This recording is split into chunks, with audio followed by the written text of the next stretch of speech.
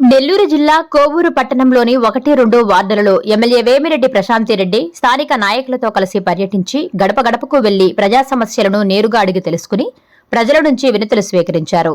ఈ సందర్భంగా ప్రశాంతిరెడ్డి మాట్లాడుతూ శాంతినగర్లో 1.48 కోట్లతో చేపట్టిన వాటర్ ట్యాంక్ మరియు పైప్లైన్ పనుల పురోగతిని సమీక్షించారు. 1-2 వార్డులలో కొత్త పైప్లైన్ కోసం రోడ్లు త్రవ్వడం వలన స్థానికులు ఎదుర్కొంటున్న ఇబ్బందులను గమనించిన ఎమ్మెల్యే పనులను త్వరితగతిన పూర్తి చేసి ప్రజల రాకపోకలకు ఆటంకం కలగకుండా చూడాలని అధికారులను ఆదేశించారు. నియోజకవర్గంలోని అధికారులు ఎవ్వరూ కూడా అవినీతికి తావులేకుండా ఒక్క పైసా ఆశించకుండా చిత్తశుద్దితో పనిచేయాలని ఆమె స్పష్టం చేశారు. ప్రభుత్వ కార్యాలయానికి వచ్చే సామాన్య ప్రజల సమస్యలు ఎప్పట్లోగా పరిష్కారమవుతాయో అధికారులు ఖచ్చితంగా చెప్పాలని, స్థానిక నాయకులు మరియు అధికారులు స్వచ్ఛందంగా సమన్వయంతో ముందుకు సాగుతూ ప్రజా సమస్యలను ఎప్పటికప్పుడు పరిష్కరించాలని ఎమ్మెల్యే వేమిరెడ్డి ప్రశాంతిరెడ్డి ఆదేశించారు. త్వరలోనే కోవూరులోని మిగతా వార్డులు కూడా పర్యటించి సమస్యలను అడిగి తెలుసుకుని పూర్తి చేస్తామని హామీ ఇచ్చారు. ప్రజల సమస్యలు తెలుసుకోవడానికని ఈరోజు ఈ 2 వార్డులలో ఇక్కడ తిరిగాం. మెయిన్గా ఇక్కడ డ్రైన్స్ ఆల్రెడీ కట్టునాటి సరిగా లేవు. సో వాటిల్ని సరిచేయమని చాలామంది కోరడం జరిగింది. వాళ్ళందరికీ కూడా ఆల్రెడీ కొన్ని మనం పెట్టున్నాము. 1వ వార్డులో 2వ వార్డులో రెండిట్లో కూడా డ్రైన్స్ పెట్టున్నాము. అవి తీర్మానం కూడా అయిపోయింది. సో తొందరలో పని కూడా స్టార్ట్ చేస్తారు.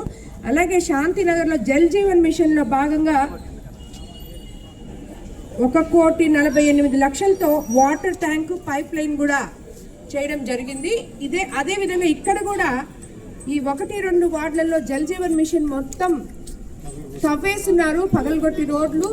ఇక్కడ స్థానికులు మొత్తం దాన్ని తొందరగా కంప్లీట్ చేస్తే కానీ వాళ్ళు సరిగా ఇక్కడ నుంచి వాహనాలు పోవడానికి కానీ పిల్లలు కానీ పడిపోవడం నేను కూడా చూశాను, చాలా ఇబ్బందికరంగా ఉంది.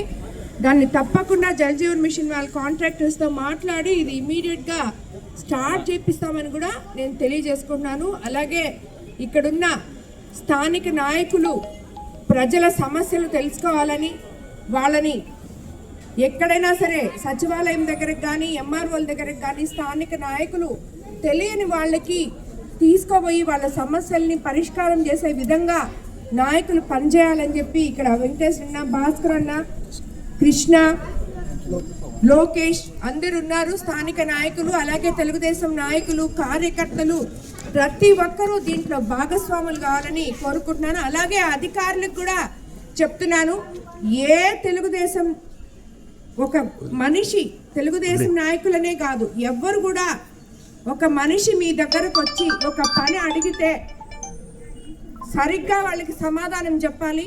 ఆ పని ఏంటో చూడాలి, ఎందుకు జరగట్లేదో వాళ్ళకి వివరించాలి. జరిపే పని అయితే ఎప్పుడు జరుపుతారో చెప్పాలి.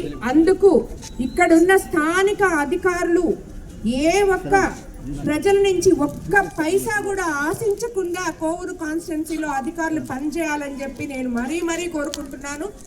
అప్పుడే ప్రజల సమస్యలు వాళ్ళు ధైర్యంగా వచ్చి మీ ముందుకు చెప్తారు.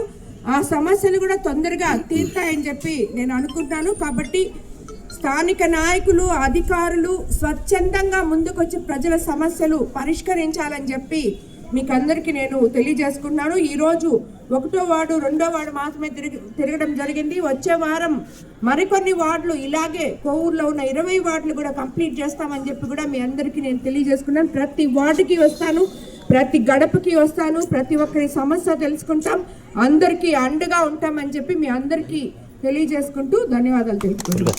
Please subscribe SS News AP.